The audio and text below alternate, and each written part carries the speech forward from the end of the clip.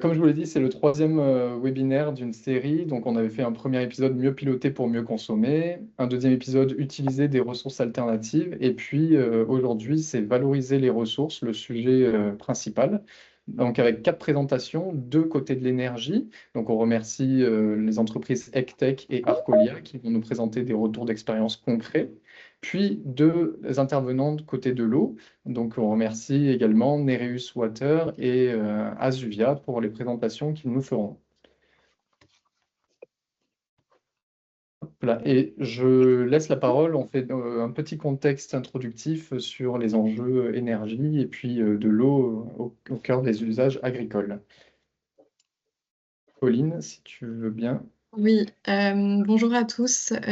Pour recontextualiser un tout petit peu pourquoi on fait ces webinaires, il faut savoir que l'énergie est au cœur des usages agricoles. Les secteurs comme l'agriculture, l'industrie, l'agroalimentaire font face à des évolutions marquées de la consommation énergétique et du coup, il est nécessaire de repenser les usages énergétiques. On peut constater pardon, sur le graphique que vous voyez apparaître à l'écran un déséquilibre entre la production et la consommation d'énergie. En effet, la plupart des secteurs ont une consommation d'énergie qui est supérieure à leur production. C'est le cas, par exemple, de l'industrie manufacturière, ou de l'agroalimentaire, avec, notamment, l'impact énergétique des processus de production, alimentaire il est nécessaire il y a beaucoup d'enjeux en ce moment, avec les thématiques liées à l'augmentation du coût de l'énergie, mais aussi le plan de sobriété énergétique du gouvernement. Et notamment des programmes comme la, programmation pluriannuelle de l'énergie, ainsi que la stratégie nationale bas carbone, qui vise du coup à accompagner les entreprises vers une meilleure efficacité énergétique et une réduction de leur empreinte carbone. Voilà pour, le petit contexte énergie. Du coup, je laisse la parole pour le contexte eau. Merci. Donc effectivement, sur l'eau, alors pour les usages agricoles, vous le savez, c'est l'agriculture qui consomme le plus d'eau en France. Donc suivant les sources, ce chiffre varie entre 65% et puis donc là j'avais trouvé 58%. Il y a actuellement 6,8% des surfaces agricoles en France qui sont irriguées, donc ça représente 1,8 million d'hectares. Et puis, à titre d'exemple, je vous ai mis les surfaces irriguées pour le maïs et les légumes et fruits. Donc, le maïs, c'est 33% des surfaces irriguées. Les légumes et les fruits représentent 12% des surfaces qui sont irriguées. Et alors, cette évolution, en tout cas entre 2010 et 2020, elle est de 23% pour les surfaces qui sont irrigables, c'est-à-dire dotées d'un équipement qui permet l'irrigation et 13% des prélèvements, on a une augmentation de 13% des prélèvements pour l'irrigation. Et à titre d'exemple, sur la vigne en région, notamment en particulier dans les régions Occitanie et Sud, on passe de 29, alors c'est à l'échelle de la France, on passe de 29 000 hectares à 69 000 hectares sur cette production-là. Alors, économiser l'eau en agriculture, ça peut concerner, il peut y avoir différentes solutions. C'est passer sur des ressources alternatives en eau. Donc, c'est un peu l'objet aussi de la présentation aujourd'hui et des présentations qui ont été faites dans ce cycle de webinaire. Il y a aussi les changements de pratiques et l'agroécologie, et puis bien sûr l'optimisation de l'irrigation. Alors pour commencer ces retours d'expérience, on va commencer par les retours d'expérience sur l'énergie. Donc je vais laisser la parole à David Le Saint de l'entreprise ECTech qui va nous présenter un retour d'expérience sur la solution de valorisation des déchets agricoles ligneux et secs en circuit court. David, je vous laisse prendre la parole et je fais passer les diapos si ça vous convient. Oui, oui, tout à fait. Merci. Bonjour, je m'appelle David Lessin, je suis directeur général d'une société qui s'appelle Equitech et qui est spécialisée dans la gasification et l'épuration des syngaz. Alors, je voudrais faire d'abord deux préambules très vite et après, je vais commencer ma présentation. Le premier, c'est que donc, dans la région sud, on nous a connus sur un autre projet que celui que je vais présenter qui s'appelle Greengrass Provence, mais l'autre projet s'appelait Biogaz Gardanne. Et voilà, je sais que dans l'assistance, il y a des gens qui m'ont connu sur ce autre projet. Voilà, il est abandonné, on ne dit pas les raisons, mais on est maintenant focalisé sur le projet Green Gas Provence à Istres. Et la seconde remarque que je voulais faire, c'est que si dans l'assistance, il y a des personnes qui disposent de stocks de paille de riz, merci de me contacter. Parce qu'on a programmé des essais sur de la paille de riz à la fin du mois d'avril. Et apparemment, c'est assez difficile à sourcer. Donc voilà, on est preneur. Et merci de nous contacter si vous avez 1 ou 2 tonnes de paille de riz à mettre à nos dispositions. Évidemment, ça ne sera pas à titre, on pourra le payer, il n'y a pas de sujet. Voilà. Mais bon, ceci dit, donc je vais passer un peu sur. Est-ce que vous pouvez passer à la première Oui. slide, s'il vous plaît? Ouais, n'hésitez pas à me dire suivant pour que je passe à la Ouais. suivante. Et puis, je ne l'ai pas dit Donc, en juste début, mais oui, j'ai 10 pour minutes de entrer dans le présentation. sujet et pour faire simple, bon, il existe un écoparc à Istres sur les parcelles de quelqu'un qui s'appelle Monsieur Calvière. Et l'idée, c'est qu'il y a déjà un centre de tri et potentiellement un projet d'incinérateur de Suez. Et nous, on viendrait mettre une installation de pyrogasification pour injection dans les réseaux sur le site, enfin à côté. Voilà. Ça sera complètement indépendant de ce que fera Suez, évidemment. Et l'idée, c'est plutôt de prendre donc des intrants qui correspondent à des fins d'activité de produits ligneux. Et donc, dans notre plan d'appro, on essaie de regarder si on peut travailler sur la paille de riz. Voilà, la paille de riz, enfin, il y a peut-être quelques petits soucis sur la paille de riz parce que c'est très concentré en silice, mais on va faire des essais pour ça. Voilà. Peut-être slide suivante. Donc juste pour remettre en contexte le projet, donc ce sera fait sur un territoire privé, sur un terrain privé, pardon. L'idée, c'est de gazifier environ 50 000 tonnes d'intrants, enfin un peu moins, c'est plutôt 40 000, pour créer 120 gigawattheures PCS de biométhane et 50 000 tonnes de CO2 biogénique qu'on va venir capter pour une utilisation probablement sur la zone de fosse, parce qu'on sait qu'il y a des projets de e-carburant et donc avoir du CO2 biogénique à disposition, ça va être très recherché. Voilà. Vous pouvez passer la suivante. Quelques mots sur Equitech. Donc nous, on est une société qui a plus de 20 ans d'existence. Alors, dans la pyrogasification, les technos sérieuses, on va dire, pour être simple, elles sont quasiment toutes issues, et je dis ça en Europe, toutes issues de laboratoires universitaires différents. Il se trouve qu'Equitech est une technologie qui a été développée en Espagne par une équipe de chercheurs, et ils se sont constitués en start-up en 2007. Et donc aujourd'hui, il y a toujours notre équipe technique qui a 4 docteurs en génie des procédés. Et on a, en termes de track record, on a monté notre première installation en 2011. Et là, c'est intéressant parce qu'en fait, et c'est pour faire de la cogénération, pardon, c'est une centrale qui fait 6 mégawatts électriques et 6 thermiques. Et là, c'est une des rares installations dans le monde qui fait de la gasification de grillons d'olive. Voilà, alors je sais que c'est aussi un produit qu'on trouve dans la région Provence, mais effectivement en Espagne, il y a d'énormes quantités. Et là, ce qu'on fait, c'est que donc on vient utiliser le sous-produit qui est le grillon, et on vient le gazifier pour à la fois exporter de l'électricité dans le réseau espagnol, mais en même temps pouvoir produire de la chaleur nécessaire à l'usine, à l'huilerie qui est là. Juste pour quelques mots, on est capable de gazifier une 60aine d'intrants, mais je vais revenir là-dessus.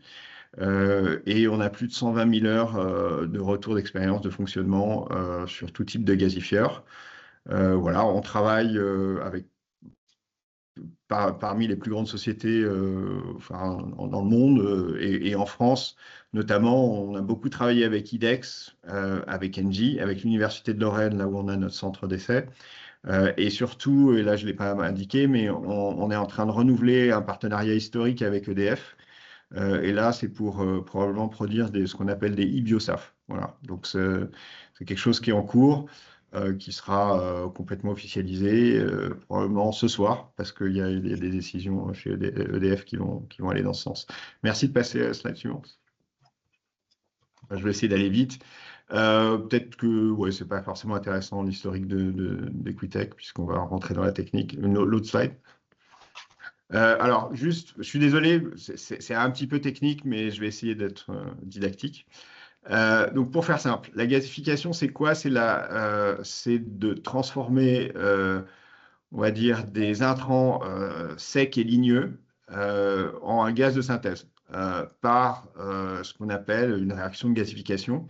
C'est-à-dire qu'en fait, c'est comme une combustion, mais on s'arrête avant. On a un facteur d'air, puisque en fait, la combustion n'est qu'une réaction de l'oxygène avec un combustible et les gaz qui sont liés dans ce fameux combustible. Et l'idée, c'est qu'on vient quelque part transformer une matière solide en matière gazeuse. Et donc, ce gaz de synthèse qui se dégage de la réaction, il est brut et il est essentiellement composé d'oxyde de carbone, donc CO, CO2, et un peu de CH4, donc de méthane, et aussi d'hydrogène. Et l'idée, c'est que ce gaz donc, se dégage et est sale, et donc notre travail, c'est vraiment d'épurer. Donc on a une première étape qui fait l'objet d'un brevet, c'est ce qu'on appelle le filtrage à chaud, et après on a effectivement une autre étape qui s'appelle le filtrage à froid. Tout ça pour avoir un gaz de synthèse, pour pouvoir avoir plusieurs applications. Donc la première, historiquement, c'est la cogénération, et c'est l'exemple de Movielsa, donc l'huilerie qui est basée en Espagne. Mais on se dirige de plus en plus vers ce qu'on appelle les molécules d'intérêt. Et là, c'est plutôt, alors en premier chef, le méthane de synthèse, et puis tout ce qui est biocarburant. Et là, les biocarburants, il y a deux voies possibles. Il y a la voie, ce qu'on appelle Fischer-Tropsch, c'est pour faire du brut de synthèse. Et on a une autre voie qui s'appelle la voie alcoolique. Et là, c'est pour faire du méthanol, qui est déjà un carburant en soi et qui peut lui-même être transformé en ce qu'on appelle SAF par une technologie qui s'appelle alcool to jet. Voilà. Prochaine slide, s'il vous plaît. Bon, juste, nous, on est capable effectivement de traiter tout ce qui est l'ingénierie de gasification. On a un modèle kinétique qui est un des meilleurs du marché. Et voilà, on est capable de tout designer en interne. Autre slide. Je vais essayer d'aller vite et de présenter le projet. Juste en termes de gamme, et juste pour vous dire, en fait, notre technologie permet d'adresser en gros, et en termes d'intrants, parce que ça parlera plus, de façon commerciale, on traite entre 1 tonne heure et 10 tonnes heure. Voilà. Là, le projet qui est situé à Istres, c'est plutôt 5 tonnes heure d'intrants. Et l'avantage de cette technologie, parce qu'il y a aussi des énormes, et vous avez peut-être entendu parler de certains projets voilà, ailleurs que dans la région, sud, l'idée c'est que nous on adresse plutôt des gisements qui sont pas très loin, qui sont à 50-100 km autour de l'unité, et on veut vraiment avoir une solution locale. Voilà. La slide suivante. Bon, je vais passer parce que c'est la capacité, voilà, c'est la capacité des réacteurs et c'est nos partenaires, donc c'est pas, j'ai bien mentionné les noms, donc on peut repasser. Et juste notre track record, alors là il faut d'ailleurs que j'update parce que c'est plus Biogas Gardanne mais c'est Green Gas Provence, je suis absolument navré. On a effectivement des centrales en opération, donc on a 5 centrales en opération aujourd'hui. On va en mettre une autre en marche cet été qui est en Californie. Et en termes de biométhane de synthèse, donc on a un projet à Limoges, un projet à Lucie, un projet donc à Istres et non pas à Gardanne. Et puis, on travaille sur des projets notamment à Épinal pour un projet de SAF. Donc voilà, avec des partenaires différents. Vous pouvez avancer. Voilà. L'idée, c'est qu'on a une capacité de R&D qui est unique en France. Puisqu'on a un réacteur semi-industriel qui est un réacteur industriel, mais qui a été réduit en termes de taille pour pouvoir rentrer dans un bâtiment. mais il est autothermique et l'ensemble des des équipements ont tous les capteurs nécessaires pour pouvoir faire toutes les mesures possibles. Et donc, grâce à cet équipement, on est capable de tester plein d'intrants. Et donc, c'est pour ça que je faisais un petit appel pour savoir si on pouvait avoir à notre disposition de la paille de riz, parce que l'intention, c'est de faire un test donc la dernière semaine, fin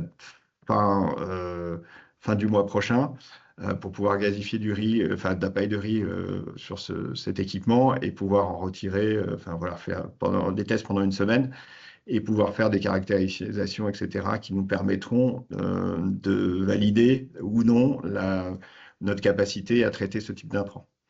Vous pouvez passer à la slide suivante. Donc ça, c'est effectivement la centrale de Moveasa. On a aussi un des rares track records un peu uniques en Europe, puisque on a des données auditées qui nous permettent d'avoir des heures de fonctionnement par an qui oscillent entre 8600 heures et 7005, 7003, sachant que la variabilité n'est pas due aux équipements, mais simplement à la production. Voilà, parce que je crois que les oliviers donnent une année sur deux, ou je crois que c'est ça, et donc du coup, il y a des variabilités dans la production. Vous pouvez passer à slide suivant. David? Ouais. Oui, je me permets de vous interrompre. Si là, vous avez déjà parlé 10 minutes. Voilà, donc si vous souhaitez rentrer dans le cœur de votre projet, il faudrait le faire très rapidement pour pouvoir donc, passer aux autres présentations. Merci beaucoup. Pardon, je suis désolé. Vous pouvez descendre, je vous dis encore. Je suis navré. Hein. Encore. Alors, pour faire simple, je vais juste vous décrire le système et après, je vais vous donner les conclusions parce que c'est... Donc, l'idée, c'est que ici, on a plusieurs étapes. Donc, on va avoir une étape de préparation du combustible. En général, les déchets, parce que nous, on accepte des déchets ligneux avec un taux d'humidité de 10%. Tout dépend effectivement du type de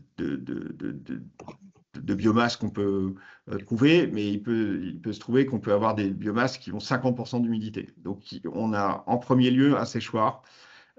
Donc, d'abord une préparation pour être au bon calibre, donc en général P45, et puis une préparation du combustible en séchant sur un séchoir basse température. Après, on a une réaction de gasification. Donc, on a en vert, c'est tout ce que Equitech fait, pour être simple. Et derrière, on a un enrichissement à l'eau du gaz de synthèse, puis une réaction de méthanation qui vient recombiner les atomes de carbone et d'hydrogène pour faire donc du méthane, du CH4 à la fin. Et l'idée, c'est que ça va être séché, comprimé et injecté dans le réseau GRDF. Et on va produire entre 1004 et 1500 normomètres cubes de méthane de synthèse par heure. Voilà. Vous pouvez descendre, s'il vous plaît. Je vais vous dire. Je vais juste donner ma conclusion sur les usages d'eau parce que c'est un peu important. Encore. Descendez encore. Navré pour ça. Encore. Pas de problème. Encore. Vous pouvez encore descendre au moins de 10 pages. Voilà. Okay. Je vais vous dire stop. Et puis encore.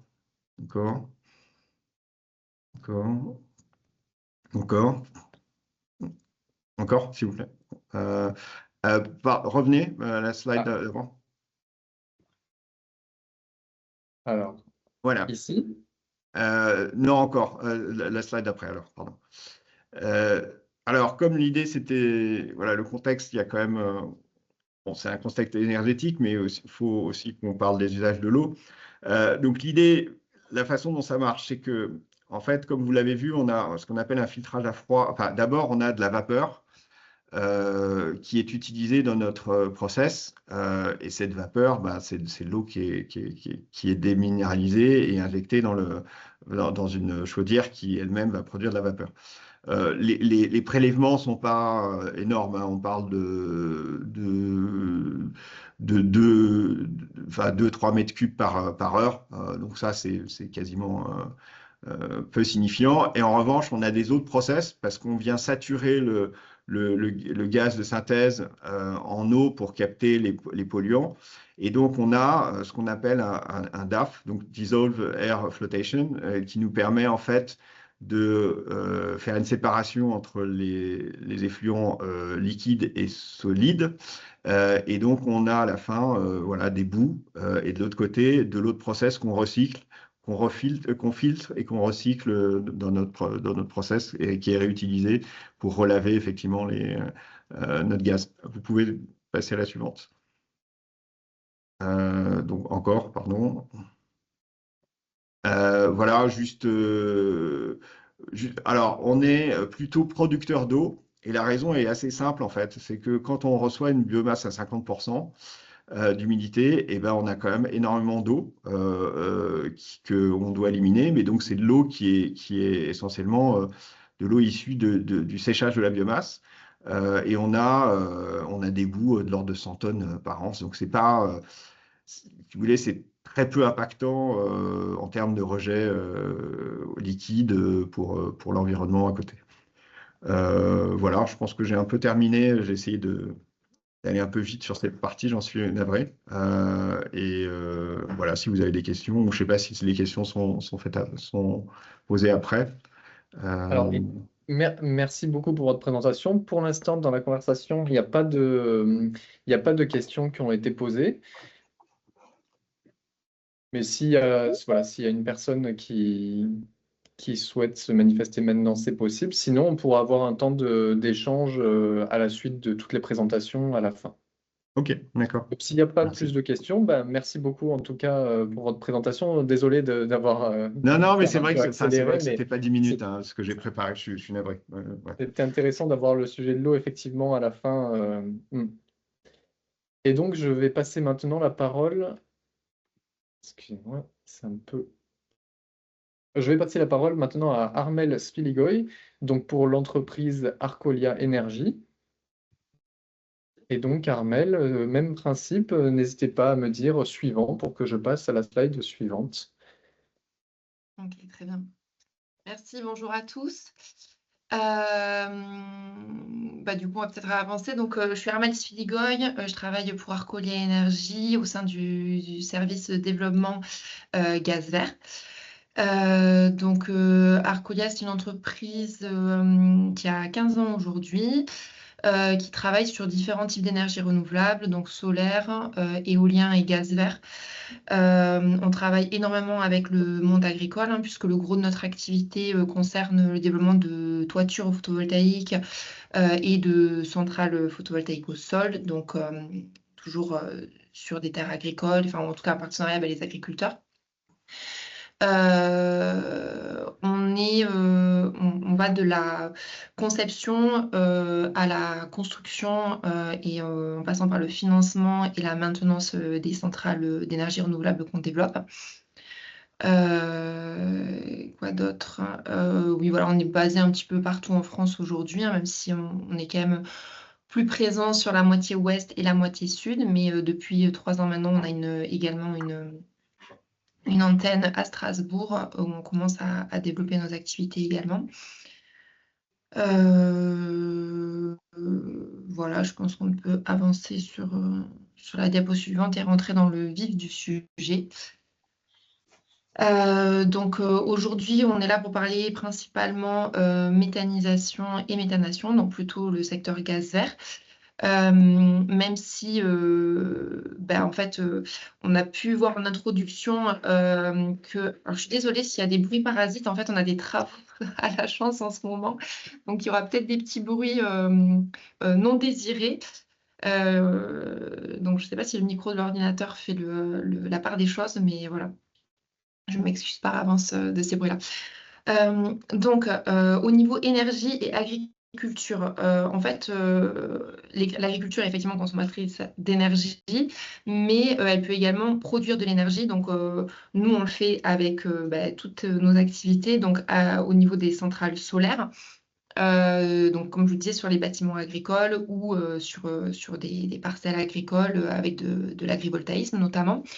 Mais aujourd'hui, on va se concentrer sur la partie gaz vert. Donc, la méthanisation, c'est un processus qui est aujourd'hui bien connu, je pense. Je ne vais pas forcément m'étendre sur la partie technique, mais juste rappeler dans les grandes lignes. Voilà, donc c'est un procédé naturel qui permet de dégrader de la matière organique pour produire du biogaz. Et ce biogaz, il est constitué environ à 50-50 de méthane et de CO2. Et on produit également du digesta qui va permettre de fertiliser les parcelles agricoles. Donc, quand on parle de matière organique en termes d'intrants en méthanisation, je pense qu'on peut avancer sur la diapo suivante parce que ça va être un peu mieux détaillé. Voilà. Donc, en fait, ça peut concerner tout type de matière organique hors tout ce qui est déchets ligneux, enfin, toute matière ligneuse. Donc, ça va être potentiellement des effluents d'élevage, dans le lisier, fumier, des matières végétales, donc fruits, légumes, céréales, paille, voilà, qui peuvent être des déchets ou des matières type culture intermédiaire à vocation énergétique, donc qui sont produites pour venir faire de l'énergie. Tout à fait. Ouais. Et après, on va avoir tout ce qui est déchets, donc qui ne sont plus là. Retour d'Algama. Tu t'essayes d'appeler avant midi. Alors, il y a un micro. Oui. Lucie Béguin, je crois, mais je vais couper tout ça. Super. Juste... Merci. Voilà, et donc du coup, on va pouvoir avoir tout autre type de déchets qui ne sont pas forcément des déchets agricoles, mais qui peuvent également être méthanisés, donc des biodéchets, des déchets carnés, donc type déchets d'abattoirs, déchets d'industrie agroalimentaire. On peut également méthaniser la fraction fermentescible des ordures ménagères. Donc là, c'est des centrales un peu plus spécifiques, mais c'est possible. Voilà, et donc juste pour vous donner un ordre de grandeur aujourd'hui sur ce qui peut se faire en méthanisation en France et qui correspond beaucoup à ce qu'on fait en méthanisation agricole notamment, il nous faut environ en minimum 10 000 tonnes de matière par an. Donc c'est vraiment un chiffre approximatif, puisque bien sûr ça va dépendre de ce qu'on va méthaniser. Il y a des matières qui produisent plus de gaz que d'autres, il y a des matières qui coûtent moins cher ou plus cher que d'autres, et donc tout ça va jouer sur la rentabilité et la faisabilité du projet. Mais voilà, on va dire que le seuil minimum, ça serait autour de 10 000 tonnes par an. Et voilà, moduler en fonction des matières et de la spécificité du projet. On peut avancer. Donc voilà, tout ça, cette dégradation de matière organique, elle va nous permettre donc de produire du biogaz. Et ce biogaz donc, qui contient du méthane et du CO2, on va pouvoir valoriser ces deux gaz. Donc aujourd'hui, on valorise surtout le méthane. On verra par la suite qu'il y a aussi des solutions pour le CO2. Donc ce méthane, il va pouvoir être soit transformé en électricité ou en chaleur. Et aujourd'hui, quand même, ce qui se fait le plus et ce qui se développe le plus, c'est vraiment l'épuration de gaz pour l'injection sur le réseau de gaz naturel. Donc, qui dit épuration dit qu'on va vraiment conserver spécifiquement le méthane pour l'injecter dans le réseau de gaz naturel, et donc on va avoir un résidu qui est le CO2. Concernant le digesta, donc c'est vraiment le résidu de la méthanisation, donc ce qui reste de la matière organique. Et cette matière-là, au même titre que les effluents d'élevage étaient épandus avant d'être méthanisés, on va pouvoir récupérer cette matière-là pour l'épandre de nouveau. Donc, il y a vraiment un retour au sol. Et donc, voilà, en gros, on a juste ajouté une brique dans la chaîne, c'est-à-dire on avait des effluents ou des matières végétales qui étaient broyées et qui restaient au sol. On va produire de l'énergie avec la méthanisation et le résidu va tout de même retourner au sol et donc continuer à fertiliser les parcelles. Donc c'est vraiment un cercle vertueux. Non, c'est bon, vous pouvez avancer, c'était très bien. Donc voilà, on a un petit schéma un petit peu général d'une installation de méthanisation. Je vais vraiment passer très vite parce que je pense que globalement, aujourd'hui, la méthanisation, c'est quand même quelque chose qui est connu et maîtrisé. Donc voilà, on va avoir des matières organiques qui sont intégrées dans une trémie. On va passer par une phase de préparation de matière plus ou moins poussée en fonction de la matière. On peut avoir du broyage, on peut avoir de la dilution. Ensuite, cette matière-là est intégrée dans un réacteur. En général, on a 2 réacteurs qui se succèdent, un digesteur et un post-digesteur. Mais ça peut varier d'un site à l'autre et en fonction des typologies de matière. Donc, au niveau de ces réacteurs qui sont agités et chauffés à 37-38 degrés, donc on est sur une réaction mésophile, on va avoir la production de biogaz qui va se réaliser, donc le gaz est récupéré et donc, comme je disais, épuré pour être injecté sur le réseau de gaz naturel. Le digestat, quant à lui, il peut être répandu directement ou après une séparation de phase, donc là c'est en fonction des usages en local sur les besoins de l'agriculture locale. Donc là, on peut passer à la suite et donc ça fait le lien. Donc on va avoir une récupération de CO2 au niveau de l'épuration. Donc on a différentes manières de valoriser ce CO2. Aujourd'hui, c'est encore peu développé. En général, ce CO2 est rejeté à l'atmosphère. Mais on peut avoir dans certains cas des récupérations de CO2 pour être utilisées dans des serres ou être plus épuré pour être utilisé en industrie agroalimentaire. Donc ça, il y a peu de projets en France qui le réalisent, mais c'est possible.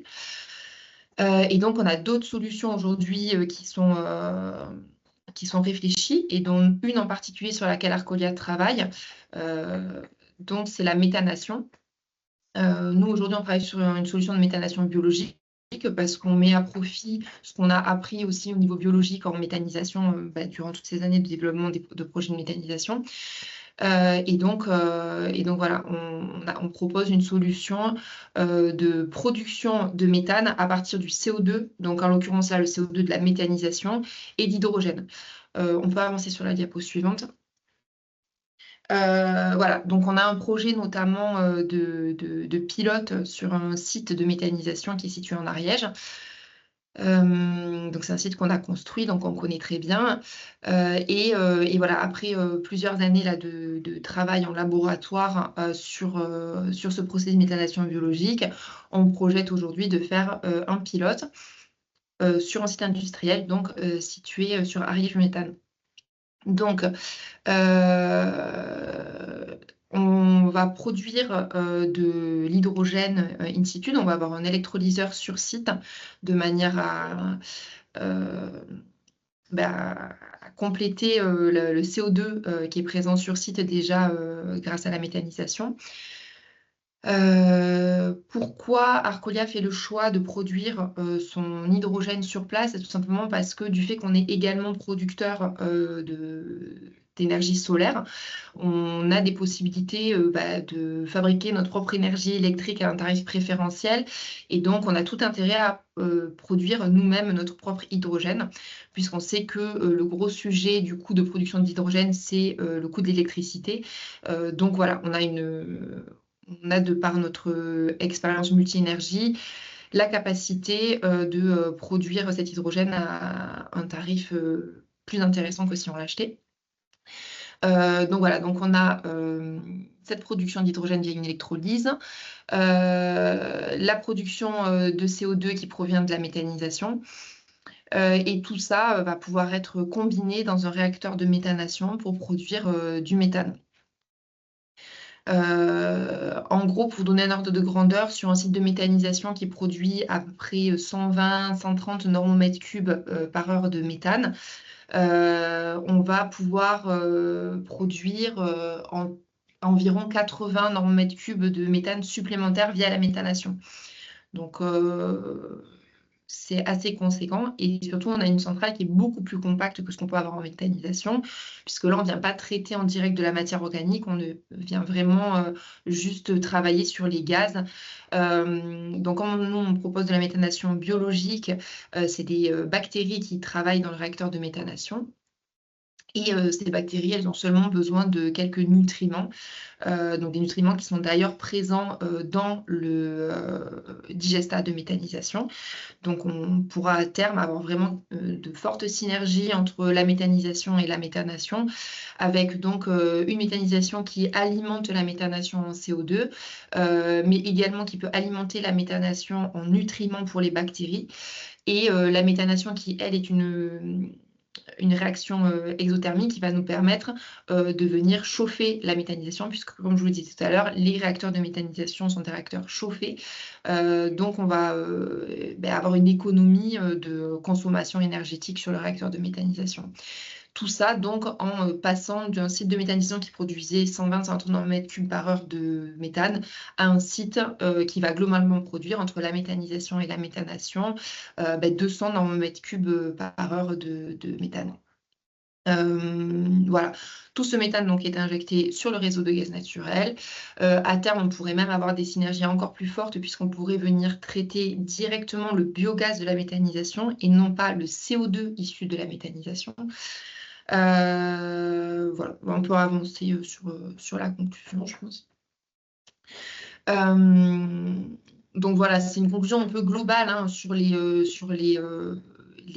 gaz verts de manière générale, puisque aujourd'hui, donc, ce gaz vert, donc, que ce soit le gaz de méthanisation ou le gaz de méthanation, c'est une énergie qui va venir se substituer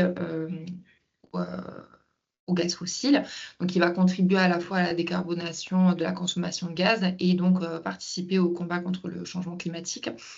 C'est une énergie vertueuse puisqu'elle vient utiliser des déchets, donc des déchets organiques lorsqu'on parle de méthanisation et des déchets de gaz, on va dire des CO2, du CO2, j'ai pas le terme qui vient, bon bref, du CO2 résiduel de différents procédés, là en l'occurrence le procédé de méthanisation. La méthanisation, elle contribue à la fertilisation des sols, puisque voilà, on va avoir toujours une matière qui peut revenir au sol et se substituer à des engrais minéraux, et donc des engrais issus du pétrole, hein, tout simplement. Pour vous donner un ordre de grandeur voilà, sur ce que peut produire une unité de méthanisation agricole moyenne aujourd'hui, ça alimente environ 2000 logements en gaz. Et donc, on voit qu'avec la perspective de l'augmentation de production de méthane sur un site grâce à la méthanation, mais on pourrait encore augmenter les performances en production de gaz vert. Aujourd'hui, on a différentes technologies de gaz vert. Il n'y a pas que la méthanisation et la méthanation. Ça, c'est celles sur lesquelles Arcolia travaille. Mais comme on a pu le voir avec la présentation précédente, on a d'autres sources de production de gaz vert. Et voilà, je citais la gazéification hydrothermale ou la pyrogazéification, qui sont des technologies également innovantes comme peut l'être la méthanation. Mais voilà, on est sur des technologies qui progressent et qui avancent aujourd'hui et qui seront toutes bientôt matures pour produire un maximum de gaz vert. L'objectif aujourd'hui à l'échelle française et européenne, c'est d'avoir 10% de gaz renouvelable dans les réseaux d'ici 2030. Et on sait que le potentiel, il est de 100% de gaz renouvelable en 2050, donc c'est vraiment à court terme, on va dire. Voilà, donc je pense que j'ai utilisé mon temps, j'espère que je n'ai pas dépassé. Merci beaucoup, Armelle. Et il y a plusieurs questions dans le chat. Alors, si possible, puisqu'on a un peu de retard, de pouvoir les traiter au moins quelques-unes rapidement. Alors, est-ce que la matière première est achetée ou est donnée? Alors ça dépend vraiment des matières. On a des cas où la matière, alors j'imagine qu'on parle de matière organique là, mais on a des cas où la matière est vraiment une charge déjà pour le producteur de ce déchet. Et donc là, rien que le fait que nous, on la récupère gratuitement, c'est un avantage pour le producteur du déchet. Dans d'autres cas, on est sur des matières sur lesquelles il y a une concurrence. C'est des matières qui peuvent avoir d'autres débouchés que la méthanisation, où là, du coup, on peut avoir un achat de matière. On a également l'intermédiaire, des cas où on n'achète pas la matière, mais on paye le transport. Donc voilà, tout est possible et on a vraiment des matières qui ont des coûts vraiment très variables en fonction de l'intérêt à la fois pour la méthanisation et à la fois pour le producteur de déchets de traiter cette matière en méthanisation. Merci. Alors, pour rester sur les questions des coûts, est-ce que vous pourriez donner un ordre d'idée du coût moyen du stockage et de l'épandage des digestats?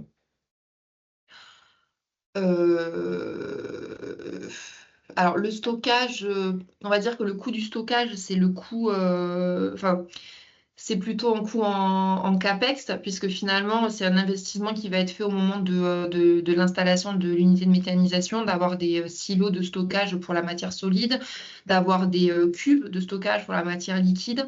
Mais après, on n'a pas vraiment de coût de stockage dans la durée, par l'entretien voilà, de ces actifs. Par contre, au niveau de l'épandage, on est vraiment sur des coûts, le même coût d'épandage que ce qu'on pourrait avoir sur du lisier ou du fumier. Et là, je n'ai pas de coût vraiment en tête. Et puis en plus, c'est assez variable d'une région à l'autre et en fonction de la distance qu'on va parcourir pour épandre le digestat. De manière générale, on essaie vraiment d'épandre en local, donc vraiment sur des distances de environ 15 km, parce qu'en fait, c'est le transport qui va beaucoup augmenter le coût d'épandage finalement. Mais voilà, c'est des choses qui sont, je crois que dans l'ordre de grandeur, on va être sur des choses comme 5 € la tonne de coût d'épandage.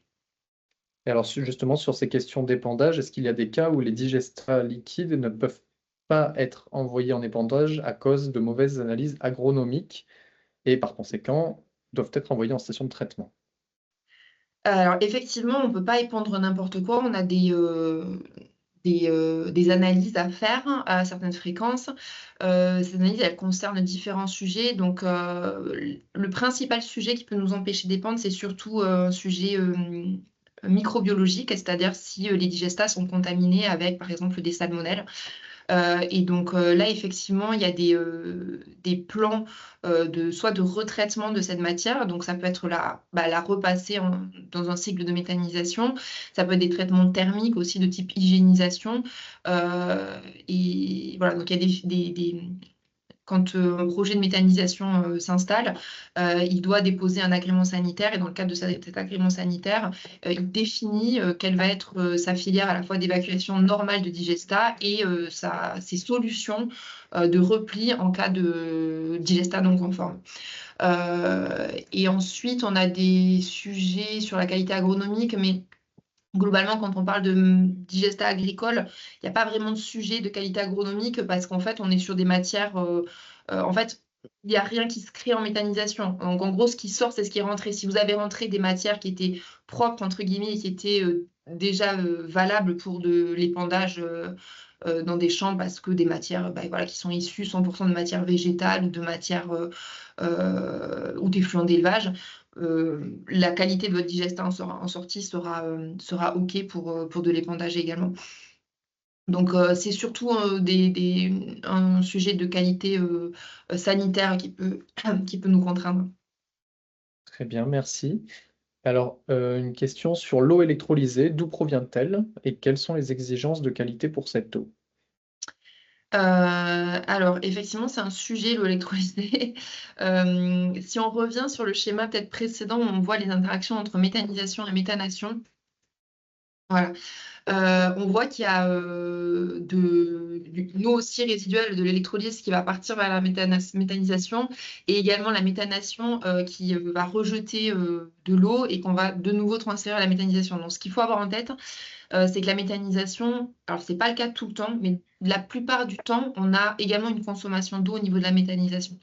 Parce que on traite souvent des matières qui sont relativement sèches, en tout cas solides, et qu'en méthanisation, on préfère travailler avec des matières qui sont plus liquéfiées pour diverses raisons au niveau du procédé. Donc en fait, finalement, là, ce qui se passe quand on couple la méthanation à la méthanisation, c'est qu'on va venir transférer une partie de cette eau qui était consommée pour la méthanisation vers la méthanation et qu'on aura un retour de ces eaux résiduelles vers la méthanisation. Donc la consommation globale est assez... le surplus de consommation globale lié à la méthanation est assez limité. Et ensuite, sur la qualité de l'eau, là, je pense je ne vais pas vous dire de bêtises, mais de toute manière, je pense qu'on est sur de l'eau du réseau, donc on est sur de l'eau propre, entre guillemets. Et voilà. Je ne sais pas si j'ai répondu à la question. Très bien, merci. Et dernière question, est-ce qu'il y a une limite dans les surfaces disponibles pour l'épandage versus l'ambition de 100% gaz vert dans le réseau? Pardon, vous pouvez répéter? Oui. Est-ce qu'il y a une limite dans les surfaces disponibles pour l'épandage versus l'ambition de 100% de gaz vert dans le réseau? Ah, ok, d'accord. Est-ce que l'élément limitant dans le développement du gaz vert, ça pourrait être les surfaces d'épandage? C'est une bonne question. Je pense pas quand même, parce qu'en fait, finalement, alors c'est vrai qu'on ne peut pas épandre partout, hein. Il y a des contraintes, il y a des types de cultures déjà où c'est pas forcément adapté. Il y a des types de secteurs en fonction de la qualité des sols, en fonction des pentes, voilà, où c'est pas forcément adapté. L'épandage des fluents n'est pas forcément adapté, donc l'épandage de digestat non plus. Cela dit, on a quand même des grosses quantités de surface agricole en France en gros, là, aujourd'hui, on travaille beaucoup sur de l'échange et du retour au sol, c'est-à-dire que vraiment, on a des surfaces vraiment autour des unités de méthanisation qui vont produire souvent des cultures intermédiaires et, et qui vont alimenter des élevages. Et en fait, on a un retour après sur ces parcelles-là, finalement, du digestat de méthanisation. Que dire d'autre? Il faut voir que quand on parle de 100% de gaz vert aussi dans les réseaux, c'est pas 100% de gaz vert issu de la méthanisation. Comme je disais, il y a d'autres technologies qui, elles, n'ont pas cette contrainte d'épandage. Notamment, voilà, quand on fait X% de gaz en plus sur un site de méthanisation grâce à la méthanation, on n'a pas besoin de surface d'épandage en plus. Donc, c'est vraiment, on a une production de gaz sans épandage en suivant. Donc, je pense pas que ce soit vraiment un élément limitant aujourd'hui en France. Très Mais tout bien, je dépend vous effectivement du remercie. mix qu'on imagine. Si on imagine du 100% gaz vert issu de méthanisation, peut-être qu'il y a un petit sujet, mais si on prend tous les gaz verts possibles, il n'y a pas de souci. Très bien, je vous remercie pour ces réponses. Je vous propose qu'on passe. Alors, je vois qu'il y a une main levée. Je suis désolé, on est un petit peu en retard. Est-ce que la personne pourrait peut-être écrire la question en chat et on la prendra peut-être à l'issue de toutes les présentations pour passer maintenant à la présentation d'Emmanuel Trouvé, donc pour la société Nereus. Emmanuel, je te laisse prendre la parole. Oui, bonjour à tous. Donc, je propose de partager une expérience que nous avons mis en œuvre depuis 5 ans pour valoriser des ressources en distillerie, avec un point de départ qui était un traitement des vinasses, donc la partie liquide issue du processus de distillation, c'est de la distillerie de Rome. À partir de cette partie, la situation, c'était que ces vinasse partaient en station d'épuration. On va passer sur la première diapo, où l'ADN de Nereus, c'est effectivement de se positionner au plus près des points d'utilisation et d'usage de l'eau, et d'essayer de voir comment, d'une part, créer une boucle d'eau qui limite les prélèvements dans la ressource naturelle en eau, et d'autre part, récupérer soit de la matière carbonée, soit de la chaleur, soit d'autres ingrédients d'intérêt, et permettre leur valorisation. Le résumé, il est un petit peu simple, c'est peut-on se passer de station d'épuration? Et la réponse est oui, on va voir ça dans les diapos qui suivent, donc la prochaine. On s'appuie, nous, sur un outil de tri, un outil de séparation, qui est assez robuste et assez simple. On voit ici quelque chose qui est assez connu, à savoir de la filtration sur membrane, mais dans une géométrie qui est nouvelle, à savoir des disques qu'on peut faire tourner pour évacuer par force centrifuge au fur et à mesure ce qui est retenu lorsqu'on filtre sur membrane. Et on voit qu'on peut mettre en œuvre cette technologie à des seuils de coupure, c'est-à-dire avec des tailles de trous ou de pores qui vont depuis le nanomètre en nanofiltration jusqu'à quelques dizaines de nanomètres en ultrafiltration ou quelques dixièmes de micron en microfiltration. Donc on peut être très très sélectif avec ce type d'outils. Peut-être à travers les questions, je reviendrai plus en détail pour ceux que ça intéresse, mais je vais aller plus vite vers le cas de la distillerie, c'est la diapo suivante. On a eu une démarche très pragmatique où, dans un premier temps, sur la base des analyses partagées des vinasse, on a estimé le bilan matière qu'on pouvait avoir en termes de fractionnement de ces vinasses entre de l'eau et des concentrés intéressants.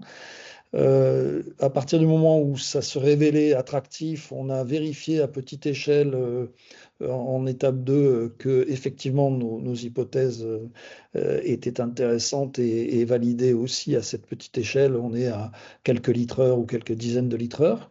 Et puis à l'échelle de quelques mètres cubeurs, on est allé sur site valider ça. Et comme on avait à chaque fois toujours des résultats intéressants, on a finalement fait l'installation pleine échelle et l'étude et l'installation pleine échelle. Donc c'est vraiment notre manière de procéder très pragmatique. On peut aller voir ce que ça donne concrètement sur la diapo suivante.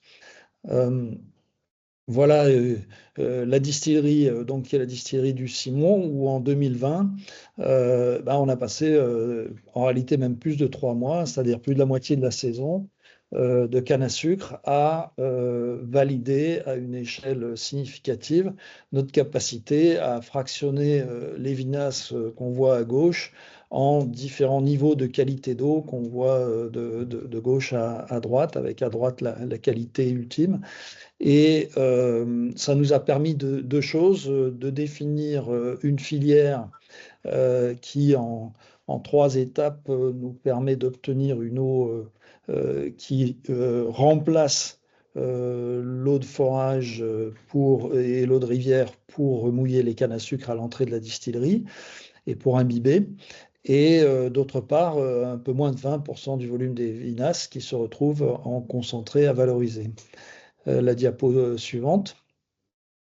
Donc du coup, on est passé au design et à la construction d'une unité pleine échelle qu'on voit ici et qui est aujourd'hui à sa 5e saison et qui permet d'une part de réutiliser 100% de l'eau qu'on a extrait par notre système des vinasses.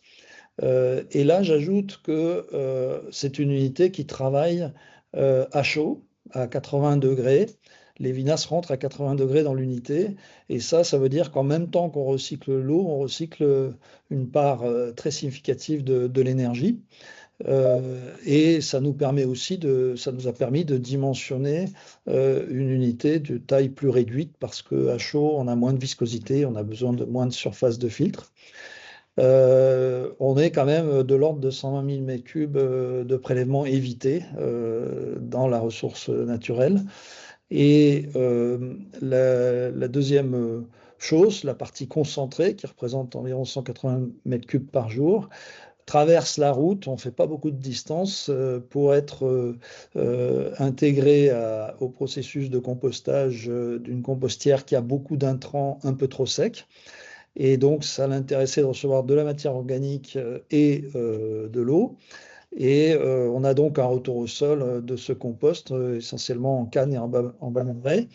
Et donc, du coup, on peut passer à la slide suivante. Du coup, on peut le voir ici sur la photo de gauche. L'ancienne lagune de traitement d'eau usée, de traitement des vinasses, c'était une lagune aérée de 6 000 m2, a été récupérée Et aujourd'hui, contrairement à cette diapositive qui date de l'installation, de l'arrivée de notre installation en bleu sur la photo, eh bien aujourd'hui, vous ne verriez plus toute cette lagune, vous verriez même des chais qui ont été construits sur ces emplacements. Donc c'est une des premières valeurs connexes qui a été créée. La deuxième chose, c'est que du coup, on a une préservation de la ressource naturelle dont je parlais. Et la troisième chose, c'est que on a des fertilisants qui retournent au sol et qu'on n'a donc plus besoin de dépenser de l'énergie pour faire du traitement de cette matière organique. Donc, si on va sur la diapositive suivante, cette approche, on la propose à d'autres industries agroalimentaires ou d'autres ateliers de transformation de produits agricoles. Pourquoi? Parce que il y a pratiquement toujours des concentrés qui sont sains et qui ont une valeur, qu'elle aille vers l'énergie en méthanisation, qu'elle aille vers la matière en compost ou même si on a des perspectives un peu plus avancées par exemple production de biopolymères. Dans tous les cas, ce qui vient de l'agroalimentaire, c'est souvent du carbone vert qui peut être routé vers les bonnes filières du carbone vert. Et donc nous, on est un intervenant au tout début pour trier et donner des fractions faciles à orienter vers ces destinations. Voilà, je voulais être assez bref pour laisser de la place à des questions. Dernière diapositive, normalement, c'est une mise en perspective de Nereus qui fait partie aujourd'hui d'un groupe de sociétés et qui nous permet d'être en capacité de proposer des solutions intégrées et pas seulement notre brique technologique et notre savoir-faire comme ce qu'on a mis en œuvre sur la distillerie. Voilà, je réponds bien volontiers à vos questions. Merci. Merci beaucoup Emmanuel pour ta présentation. Alors déjà, une remarque de William Mazel qui te dit bravo pour la revalorisation de la chaleur fatale. Et puis ensuite une question, combien de mégawattheures économisés et puis des CEE, donc des certificats d'économie d'énergie, j'imagine, sont-ils à l'étude? Alors, le certificat d'économie d'énergie, les certificats d'économie d'énergie ont été étudiés et regardés directement par notre client. C'est le propriétaire de l'installation qui fait cette démarche. Et alors, du coup, est-ce que j'ai de tête les mégawattheures économisés? Hélas, non. L'ordre d'idée, c'est que l'eau de forage étant en moyenne entre 25 et l'eau de rivière entre 25 et 30 degrés, pardon, les deux sources étaient utilisées. Donc, il y a effectivement un delta de pratiquement 50 degrés ou plus qui est évité par mètre cube, et on voyait par an là qu'on avait quasiment 120 000 mètres cubes. Donc j'ai pas fait le calcul moi-même, mais bon oui, ça mériterait. C'est une bonne question. Je vais avoir la réponse pour la prochaine fois. Pas de souci.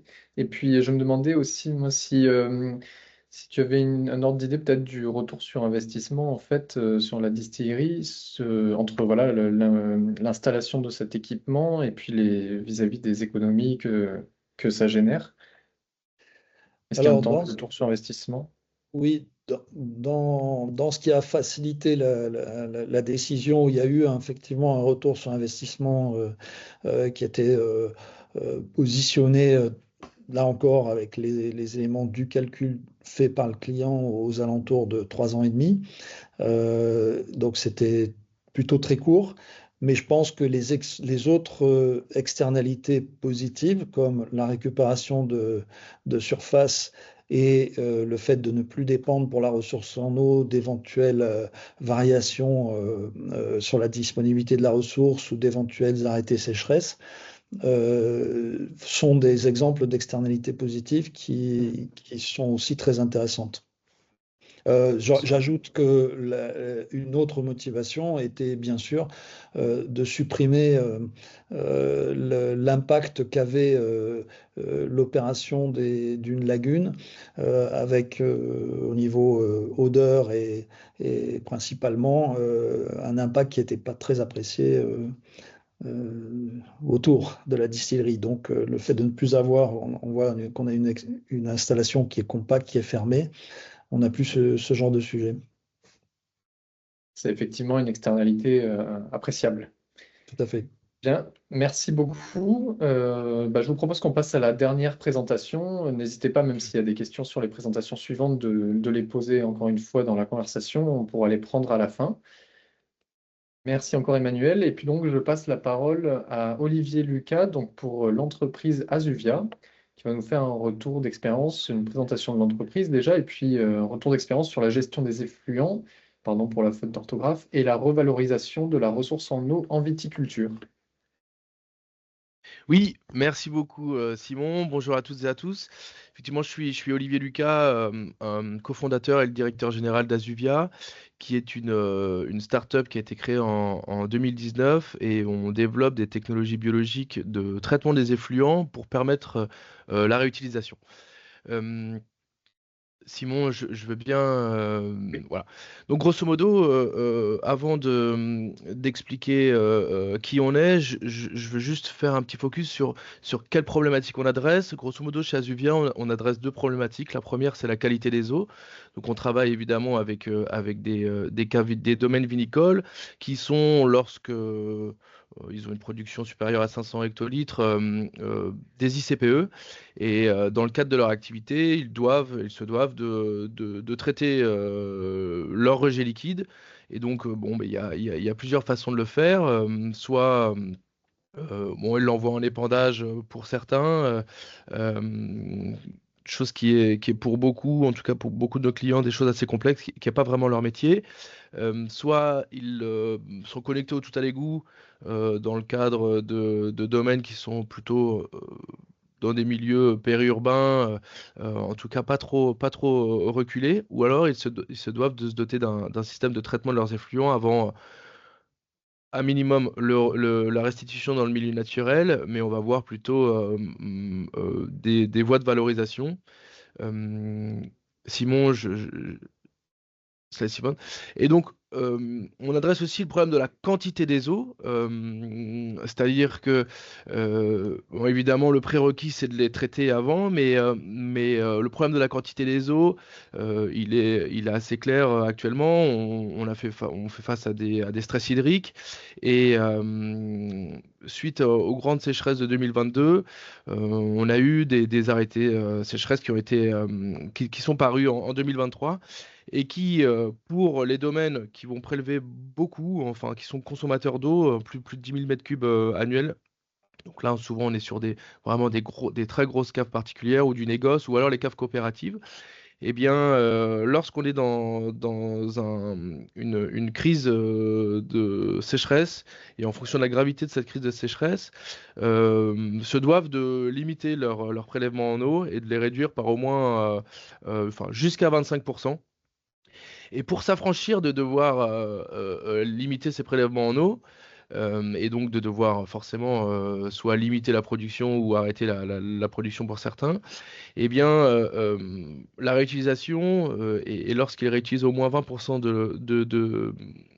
du volume prélevé au global, eh bien, peuvent être affranchis de devoir limiter leur prélèvement en eau.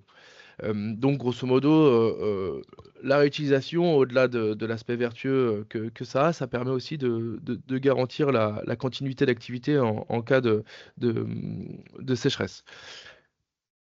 Simon.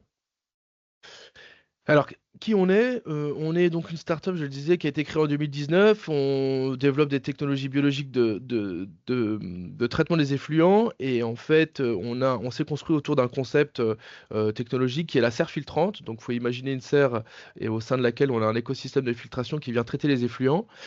On a fait plusieurs pivots et on est arrivé en 2022 à à commercialiser sur le secteur vinicole, qui a été notre premier secteur B2B dans lequel on a commercialisé. Et maintenant, on est aussi sur le volet industrie agroalimentaire au sens large, avec sa multitude de sous-segments où on a des réalisations. Et puis et aussi les usines de traitement des biodéchets, avec lesquelles on travaille sur, grosso modo, surtout des effluents très chargés en azote. Simon.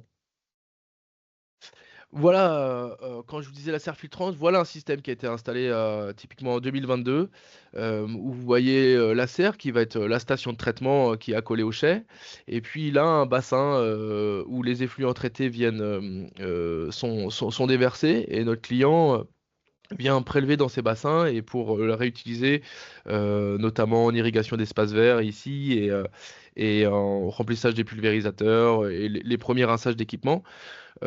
Ici, donc, on est sur des caves particulières qui sont des petits, petits consommateurs d'eau. Alors, effectivement, tout est relatif, mais là, on est à peu près en moyenne sur du 3 mètres cubes jour. Et donc, depuis 2022, sur ce domaine, grosso modo, c'est à peu près 3000 mètres cubes qui ont été réutilisés. Donc voilà, donc on essaie de faire des systèmes qui soient très compacts et aussi qui s'intègrent sur ces domaines où le beau est quelque chose d'important. Donc on essaie de faire des systèmes qui soient compacts, esthétiques, pour qu'ils soient désirables. Évidemment, il y a des leviers communicationnels là-dessus. Et aussi le fait d'avoir une serre, ça confine les odeurs, qui est aussi un problème, une problématique des stations d'épuration. Et donc là, on arrive à pallier, je dirais, deux des grandes problématiques des stations d'épuration qui sont que c'est très inesthétique et que ça, c'est odorant. Simon, je veux bien. Voilà une autre installation. Donc, je voulais montrer deux types de serres avec des designs assez différents pour montrer un petit peu la variété des designs que l'on peut faire. J'ai pas mis tout ce qui était les systèmes que l'on a installés dans l'industrie agroalimentaire, qui là sont des systèmes beaucoup plus techniques, hein, des serres tunnels plus grosses et qui d'ailleurs ont des capacités de traitement plus importantes. Ici, donc, pour expliquer le principe, grosso modo, bon, ben, ça c'est la station d'épuration, un petit local technique. On va venir dégriller les effluents avant de les envoyer en station. Et une fois que le cycle de traitement est réalisé, on va pouvoir réutiliser les eaux. Donc j'en parlerai tout à l'heure, mais évidemment, il y a plusieurs voies de valorisation et en fonction de ces voies de valorisation, il y a des qualités d'eau qui sont requises. Mais ça, on le voit tout à l'heure. Simon? Les briques technologiques du procédé, grosso modo phytoépuration, donc capacité des micro-organismes et des plantes à pouvoir dégrader et métaboliser les polluants. On a la particularité de cultiver tout en hydroponie, donc ça nous permet de faire de la culture verticale en étage, et donc c'est surtout l'hydroponie qui nous permet d'être plus compact que les autres systèmes biologiques de phytoépuration qui sont en sol. Et puis le dernier aspect, la serre de culture, donc ça a plusieurs vertus. Bon, ça protège le filtre biologique des aléas météorologiques, ça confine les odeurs, ça apporte un cachet esthétique. Et donc, voilà, je le rappelle, mais sur la filière vinicole, c'était quelque chose qui était très important, en tout cas pour nos clients, lorsqu'on est en concurrence avec d'autres systèmes. C'est quelque chose qui, évidemment, faut être compétitif, mais c'est un des leviers très importants. Simon, ouais. Voici le schéma de fonctionnement. Donc, grosso modo, on a l'usine de production, bon, le domaine, l'industrie. Dans le cadre des opérations, surtout de lavage, on va générer des eaux usées. Ces eaux usées vont ruisseler dans les caniveaux. On va les dégriller et on va les faire converger dans une cuve de stockage où on va venir aérer les effluents. On va envoyer un batch, donc en fonction du dimensionnement, et ça c'est l'étude de dimensionnement au départ et l'étude d'ingénierie qui permet de dimensionner la station de traitement. Mais on envoie le batch, on le traite dans la serre, et puis après il y a au minimum c'est la restitution dans le milieu naturel, mais sans impact négatif sur les écosystèmes. Mais ce qu'on promeut, nous, c'est la réutilisation. Et dans ce cas-là, il y a plusieurs voies de valorisation. Donc, je dirais du moins noble au plus noble, mais il y a toujours une équation technico-économique associée. C'est irrigation d'espaces verts, irrigation de culture et les nettoyages. Euh, Simon,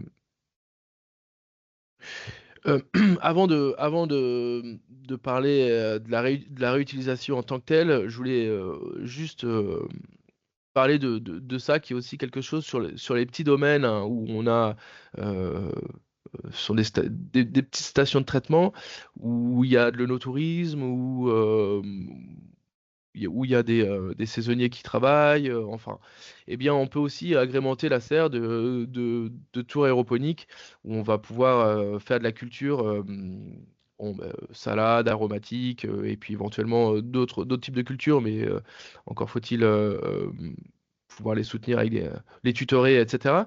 Mais on cherche à, on est partisan de la philosophie un dispositif, plusieurs fonctions, donc on cherche à pouvoir agrémenter la serre au-delà de la réutilisation des eaux usées avec d'autres usages au sein de cette serre pour que ce soit un objet sur le domaine qui soit un objet polyvalent. S- Simon, s'il te plaît. Voilà. Alors, pour aller dans le vif du sujet, quels usages pour la réhute? Donc, en sortie de serre, et ça, c'est sans traitement complémentaire, en sortie de serre, on peut déjà irriguer tous les espaces verts.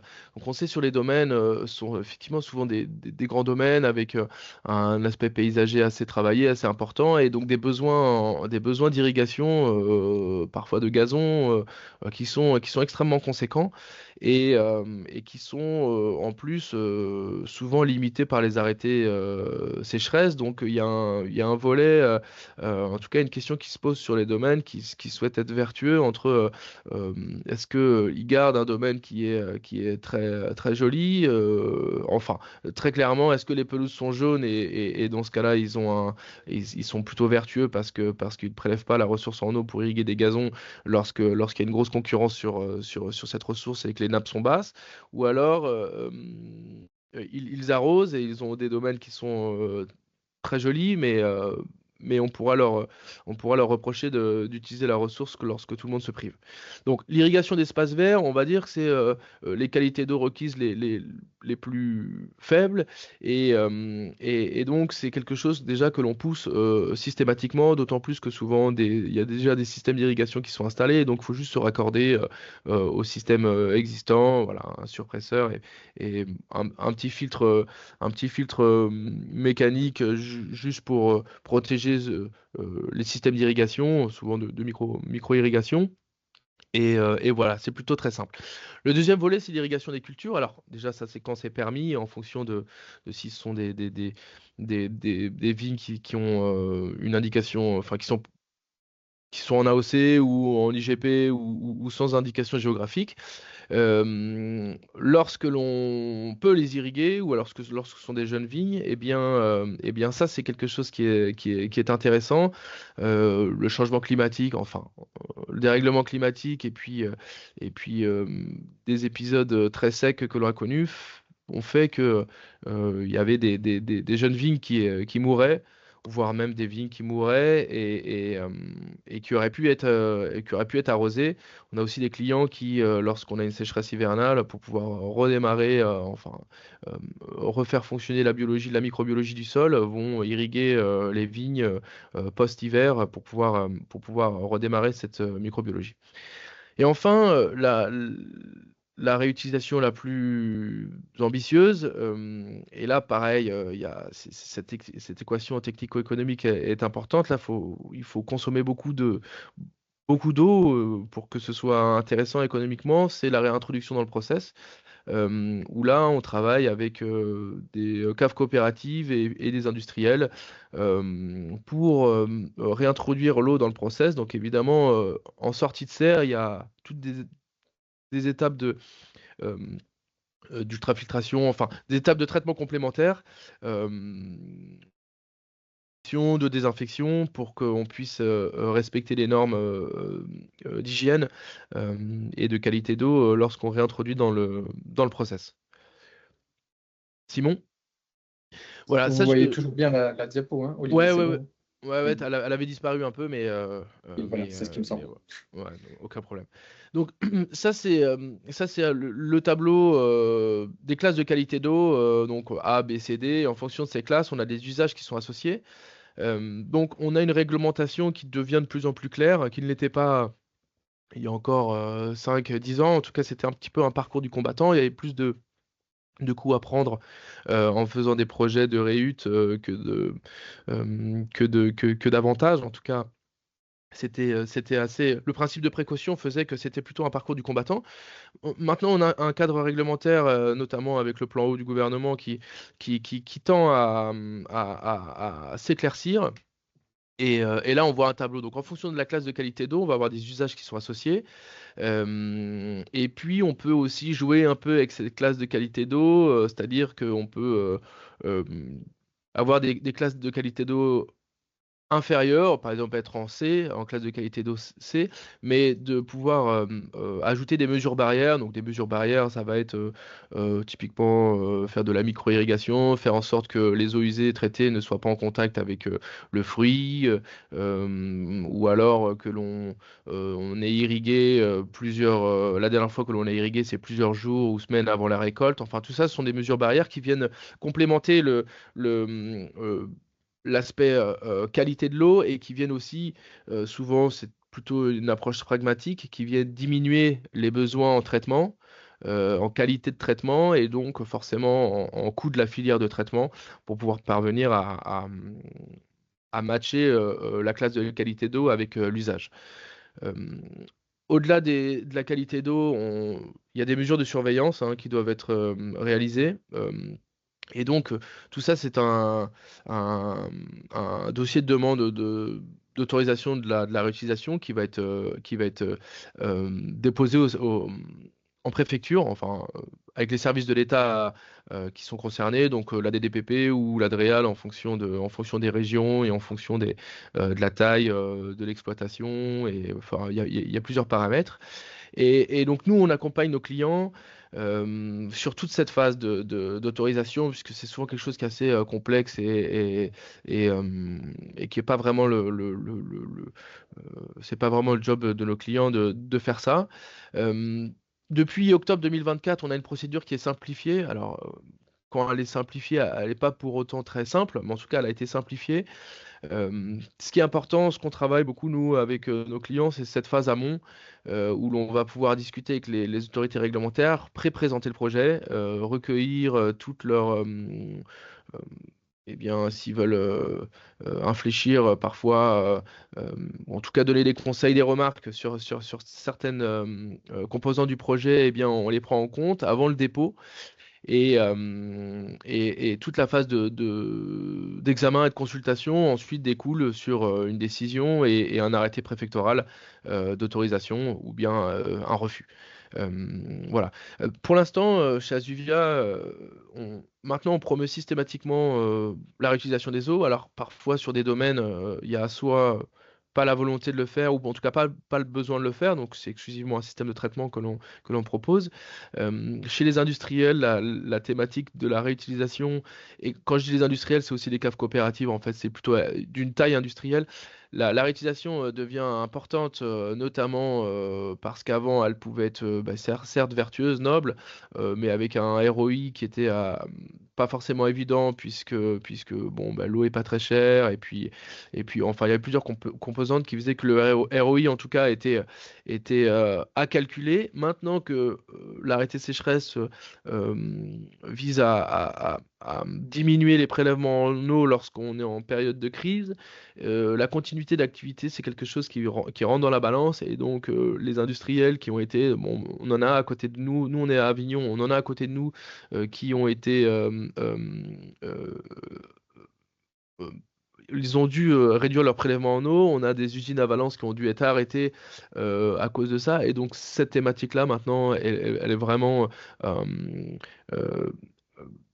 conscientisé par les industriels, et donc la réutilisation voilà, ne cesse d'intéresser et ne cessera d'augmenter. D'ailleurs, on part de très loin, donc forcément ne cessera de croître. Voilà. Pour donner un exemple, là, on travaille sur une cave coopérative. On va réutiliser à peu près 60 mètres cubes par jour. Donc, bon, c'est 90% de leur prélèvement en eau. Et voilà, ce sera à peu près 22 000 mètres cubes annuels.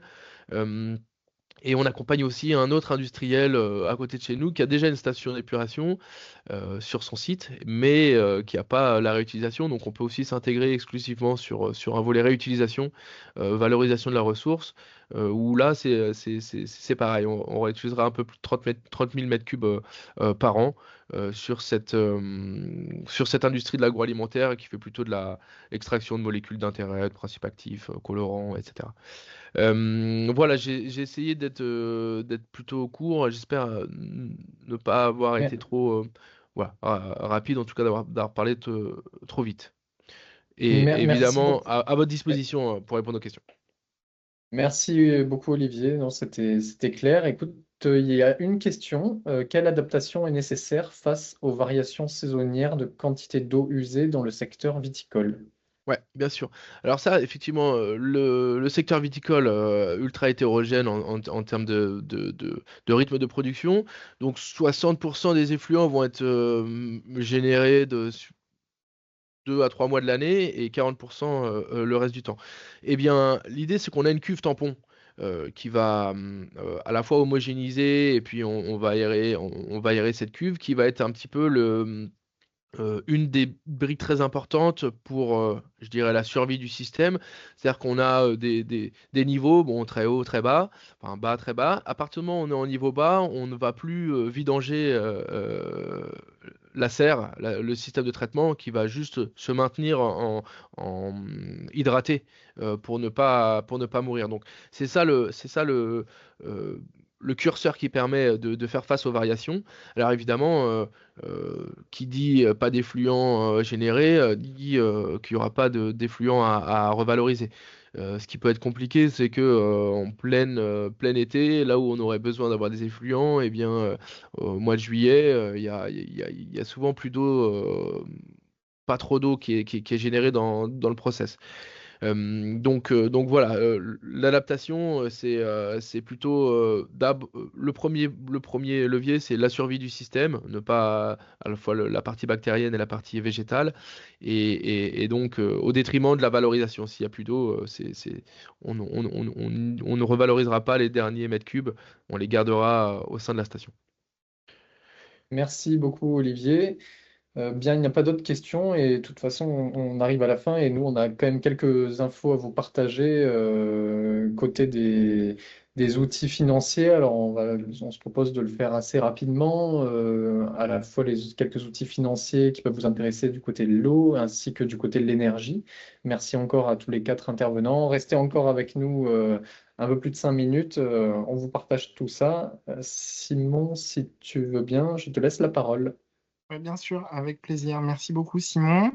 Donc oui, on voulait juste vous dire un mot sur les aides financières dans le domaine de l'eau. Donc sachez qu'on est entré dans la programmation 2025-2030 des agences de l'eau qui vont donc proposer des aides pour plus de 2 milliards d'euros par an, donc pour accompagner l'ensemble des défis de l'eau. Donc pour les régions qui nous intéressent, il y a les deux agences, donc l'agence de l'eau Rhône-Méditerranée-Corse et l'agence de l'eau Adour-Garonne, qui proposent différentes priorités et différentes aides. Ce qui est intéressant, c'est qu'elles sont vraiment ces aides destinées à la fois aux acteurs publics et privés, donc que ce soit les collectivités, les industriels, les agriculteurs ou encore les associations. Bon, vous voyez qu'il y a quelques différences quand même dans les priorités 2025-2030 entre les deux agences, mais bon, on retrouve de toute façon la préservation et la restauration des milieux aquatiques et de la biodiversité, les enjeux autour de la qualité de l'eau et l'équilibre entre les ressources, les usages et les besoins des milieux aquatiques. De toute façon, on vous a mis les liens et vous recevrez les présentations, donc vous pourrez aller regarder plus en détail si vous le souhaitez. Il y a également donc, le programme France 2030 régionalisé qui peut venir financer vos projets de recherche, développement, innovation. Donc, le France 2030 régionalisé, c'est un dispositif commun entre l'État et les régions.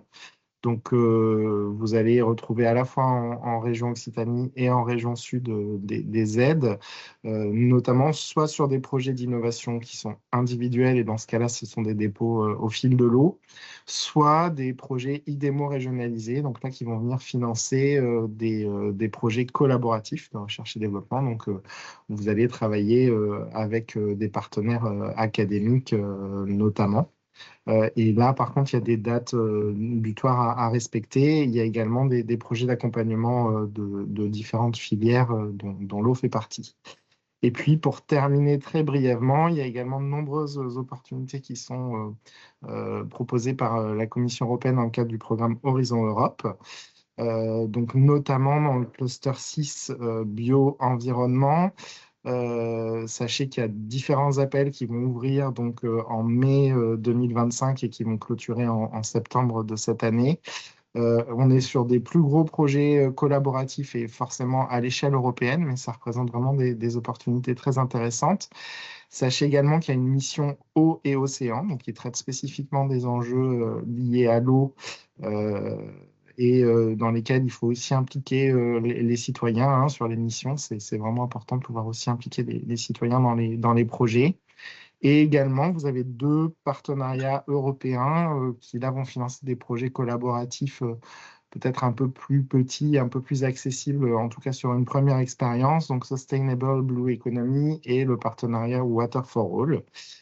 Donc voilà, il y a de nombreuses opportunités, de nombreuses aides financières, mais là, je me permets de parler au nom de mes collègues des pôles de compétitivité. On est tous à votre disposition pour vous accompagner dans le montage de ces différentes aides et pour voilà, vous orienter dans le maquis des aides, notamment les aides européennes, et vraiment vous accompagner pour trouver la bonne aide qui correspondra bien à votre projet. Et je Merci passe la beaucoup. parole pour la partie énergie, me semble, Simon. Absolument. À Colline. Merci. Voilà, du coup, on va terminer ce webinaire par un rapide tour d'horizon des outils financiers du coup dans le domaine de l'énergie. Je vais essayer d'aller vite parce que je vois que l'heure est dépassée. On va tout d'abord commencer avec les dispositifs ADEME. Donc, tout d'abord, le fonds chaleur qui soutient du coup les projets de production et de récupération de chaleur à partir des énergies renouvelables. Donc ici, c'est un soutien financier jusqu'à 65% du coût de l'installation ou de l'étude de faisabilité que vous souhaitez financer. Et cela encourage du coup, grosso modo, le remplacement d'outils et d'installations utilisant les énergies fossiles par des énergies de production d'énergie renouvelable. On va ensuite continuer avec les primes de certificats d'économie d'énergie dont on a rapidement parlé tout à l'heure. Donc ça va plutôt concerner des travaux de rénovation énergétique et plutôt des opérations qui sont réalisées couramment. Donc l'idée ici, c'est de monter un dossier qui permet d'obtenir un certificat et donc d'avoir une valeur forfaitaire qui correspond au coût des travaux. Et enfin, le dernier dispositif ADEME qui est présenté ici, c'est le dispositif Décarb 25, qui concerne plutôt les sites industriels sur les thématiques suivantes, donc efficacité énergétique, électrification des procédés et intégration d'hydrogène renouvelable ou d'électrolytique. Ici, ça va plutôt concerner des gros projets qui sont supérieurs à 3 millions d'euros et une demande d'aide qui est inférieure à 30 millions d'euros. Donc, c'est quand même des projets assez conséquents. La prochaine relève pour cet appel à projet, c'est le 15 mai 2025.